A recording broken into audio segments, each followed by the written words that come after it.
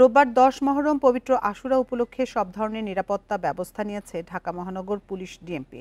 এবার তাজিয়া মিছিলে ছড়ি, তরবারি ও আতশবাজি নিষিদ্ধ করা হয়েছে।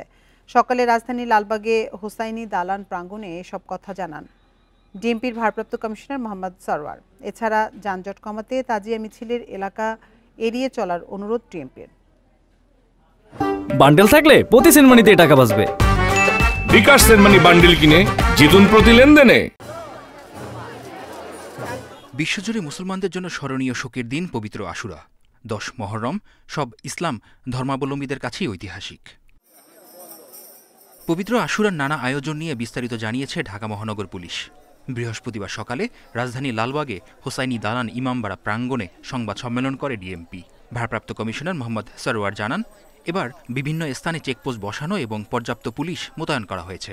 ইমামবাড়া সমূহের আশেপাশে এবং পার্শ্ববর্তী বিভিন্ন উঁচু ভবনসমূহের সাথে সাদা পোশাকে এবং ইউনিফর্মে পুলিশ উপস্থিত থেকে সার্বক্ষণিক নজরদারি সহ নিরাপত্তা ব্যবস্থা পালন করছে। তিনি জানান, মোতায়েন করা হবে কাউন্টার টেররিজম ইউনিটের ডগ স্কোয়াড, থাকবে সিসিটিভি ক্যামেরা ও সাইবার পেট্রোলিং। যেসব রাস্তা দিয়ে তাজিয়া মিছিল যাবে সেসব এলাকায় 3 স্তরে নিরাপত্তা ব্যবস্থা নেওয়া হয়েছে। ছড়ি, ভারী ব্যাগ নিয়ে মিছিলে যাওয়া যাবে না। নিষিদ্ধ হয়েছে আতশবাজিও।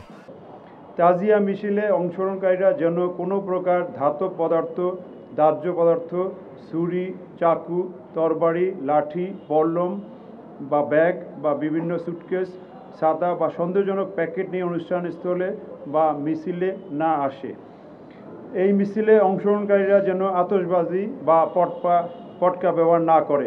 ডিএমপির নির্দেশনা মেনেই সব ধরনের আচার অনুষ্ঠান পালন হবে বলে জানিয়েছে হোসাইনি দালান কর্তৃপক্ষ। সব মিছিলগুলা শিডিউল অনুযায়ী যে রুট ছিল, সরকার আমাদেরকে আশ্বস্ত করলেন যে পর্যাপ্ত পরিমাণে নিরাপত্তা দিবেন। এইখানেও নিরাপত্তা দিবেন, হোসাইনি দালান ইমামবাড়ায়ও আমরা সেভাবেই অগ্রসর হইতেছি। আশুরায় যানজট এড়াতেও যথেষ্ট প্রস্তুতি নেওয়া হয়েছে। Mehedi Hasan, independent news, Dhaka.